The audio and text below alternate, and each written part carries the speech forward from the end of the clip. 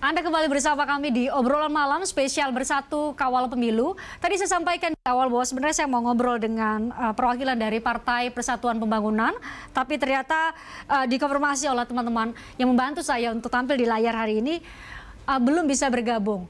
Tadi ada eksekutif produser baru tampaknya di obrolan malam yang mengingatkan selaku ketua KPU ini juga dalam rangka untuk mengawal jujur, adil, dan apa prinsipnya satu lagi? Perlakuan setara. Perlakuan setara. Jadi saya harus menyampaikan saat ini bahwa kami sudah mengundang 17 partai politik, tapi memang yang berkenan hadir, aduh saya nggak hitung, nggak jago matematika, tapi yang berkenan hadir berarti ada hanya 16, ya minus 1.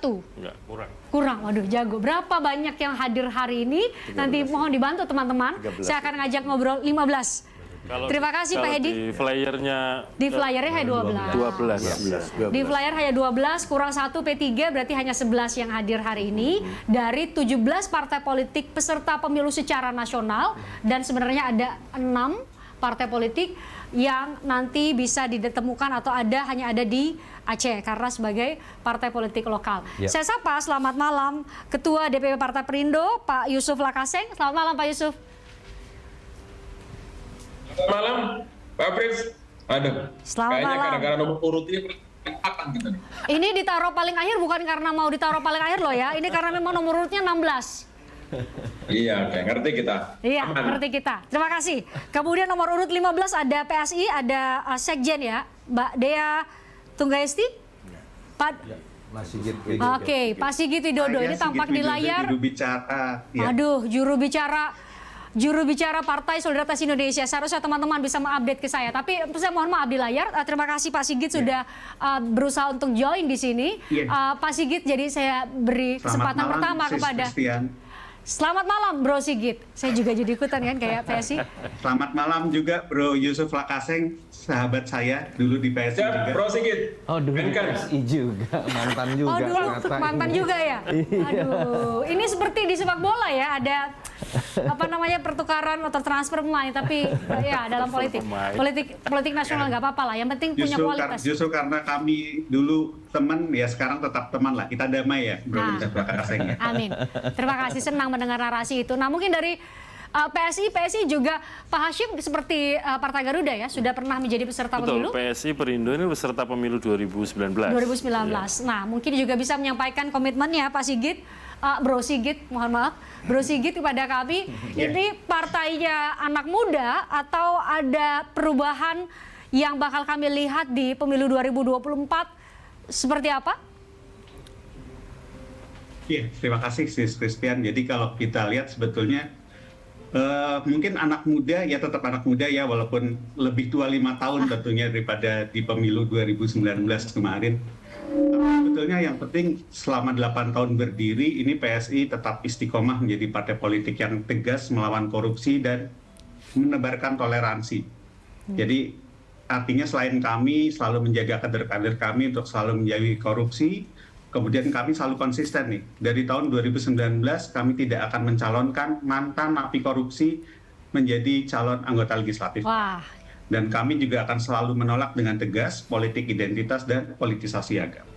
Nah, sekarang kalau kita bicara persatuan, selama ini politik identitas yang memecah belah persatuan kita. Jadi kalau ada yang menggunakan politik identitas, kami dari PSI mengajak semua partai politik untuk menjauhi politik identitas dalam pemilu 2024 mendatang, agar kita akan bisa tetap bersatu dalam indahnya kebinekaan Indonesia. Mungkin dari kami seperti itu, jadi komitmen kami akan selalu menjaga persatuan dan kesatuan bangsa Indonesia. Begitu Sis Christian. Baik, wah saya gimana gitu rasanya dipanggil Sis ya, tapi ya apa itu menjadi hal yang luar biasa dari Partai Solidaritas Indonesia yang masih berjuang untuk bisa masuk ke parlemen. Meskipun untuk tahun 2019 sebenarnya ada dapat kursi di beberapa DPRD ya. Banyak. Betul ya? Termasuk Jakarta ada ya. 72 kursi di DPRD. 72 kursi. Jadi setidaknya sudah punya pengalaman ada di legislatif tapi di DPRD ya, tingkat 1 dan tingkat 2, provinsi maupun kabupaten kota. Pak Yusuf ya sekarang ya. Pak Yusuf, mungkin juga bisa menyampaikan pesan yang sama, komitmen yang sama di layar kami. Ya, Terima kasih Mbak Frits. Baik, maaf ini saya satu-satunya yang berkopiah. Kali ini bukan menonjolkan politik identitas ya, tapi yang mau saya tonjolkan inilah identitas nasionalisme kita. Dulu Soekarno selalu pakai kopiah kemana-mana. Jadi kopiah inilah simbol nasionalisme sebenarnya. Oke. Nah, soal tema kita malam ini, satu kawal pemilu. Memang pemilu ini harus dikawal oleh semua kita, semua berkepentingan. Yang paling penting sebenarnya adalah semua komponen dalam pemilu ini, penyelenggara, peserta pemilu, masyarakat, khususnya untuk penyelenggara jaga integritas, ya, menjadi wasit yang adil. Partai politik sebagai peserta betul-betul menyajikan anggota-anggota, calon-calon anggota legislatif yang rekam jejaknya jelas, integritasnya jelas, kapasitasnya jelas, bukan mengedepankan isi tas, ya. Dalam artian menghalalkan politik uang untuk mendapatkan kursi. Kalau itu yang terjadi maka rusak demokrasi kita. Kemudian yang paling penting sebenarnya, kita ini kan dari masa reformasi 98 sampai saat ini, Frits ya, rakyat Indonesia seluruh yang menonton acara ini, ini sudah lama betul. Demokrasi kita ini jangan hanya menghasilkan kebisingan. Demokrasi ini harus segera menghasilkan kesejahteraan. Jika karena kalau tidak menghasilkan kesejahteraan, ini akan membuat rakyat kemudian bosan dengan situasi ini. Karena demokrasi hanya menghasilkan kebebasan tanpa segera mengonsolidasikan kesejahteraan masyarakat, dia akan melahirkan anarkisme. Orang akan bosan, orang hanya disajikan keributan, orang disajikan perpecahan tanpa ada peningkatan kesejahteraan mereka. Jadi tantangan yang berat ke depan adalah pemilu ini harus segera menghasilkan orang-orang yang kompeten, baik yang duduk di legislatif maupun duduk di eksekutif, presiden, wakil presiden terpilih ke depan, sehingga kita mau bahwa demokrasi segera mengkonsolidasikan kesejahteraan rakyat. Saya kira itu yang paling penting, Pak Frits, ya. Baik, terima kasih Bro Sigit, Pak Yusuf juga terima kasih. Ini saya terima kasih sudah hadir dan mau bersabar menanti di urutan terakhir karena memang kami menyesuaikan dengan nomor urut. Mohon dimengerti. Saya punya sisa durasi sedikit sekali sebenarnya, jadi mohon maaf Pak Mas Hashim sama Pak Hedi dan Pak Puadi, kita akan bicara di lain kesempatan. Saya mau beri kesempatan kepada Mas Toto. Mas Toto, iya, karena saya menima kalau saya kasih kesempatan ke salah satu penyelenggara pemilu, berarti saya nggak adil. Nanti protes lagi sama Mas Hashim. Tapi saya mau Anda ngasih perspektif pada kami bahwa setelah ini masing-masing partai politik akan mulai berpikir tentu mengenai strategi pemenangan, sudah punya nomor urut, cara kampanye, metode dan lain-lain, termasuk peta koalisi mungkin akan ada perubahan atau mungkin akan tetap. Tetapi bagaimana partai-partai, mungkin ada punya pesan kepada partai politik sebagai peserta pemilu untuk, karena memang memegang peranan sangat penting untuk menjaga kondusivitas. Tadi kita punya narasi apa, semoga tetap bisa menjaga kohesi sosial, ya pun sepanas apapun nanti pesta demokrasi kita, mungkin Anda bisa sampaikan itu? Iya, pilar utamanya tetap partai, karena bahkan Pilpres pun itu sekarang bergantung pada keputusan partai. Tapi kita mengetahui juga bahwa pemilu serentak ini seringkali menganaktirikan pemilu legislatif dan partai-partai dalam pertarungannya. Ada waktu yang sangat banyak sudah disediakan ruangnya per detik ini dengan adanya nomor urut.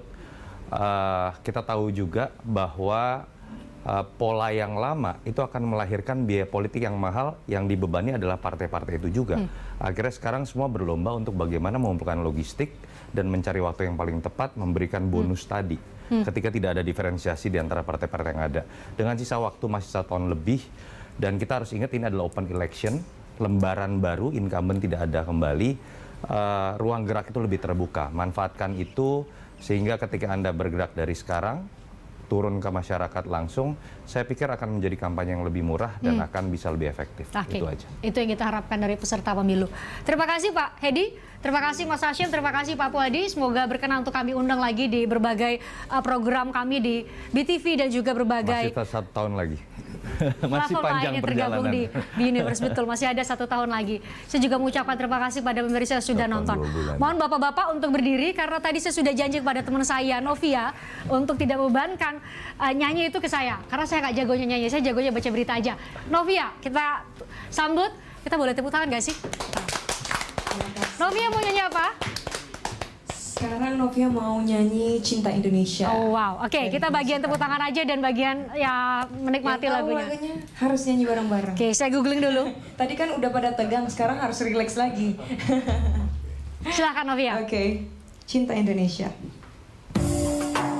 Tertarik dengan diskusi saya dengan para narasumber? Saksikan obrolan malam dengan topik-topik menarik lainnya.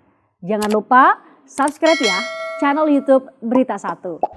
Like, komen, dan share video ini ya. Terima kasih.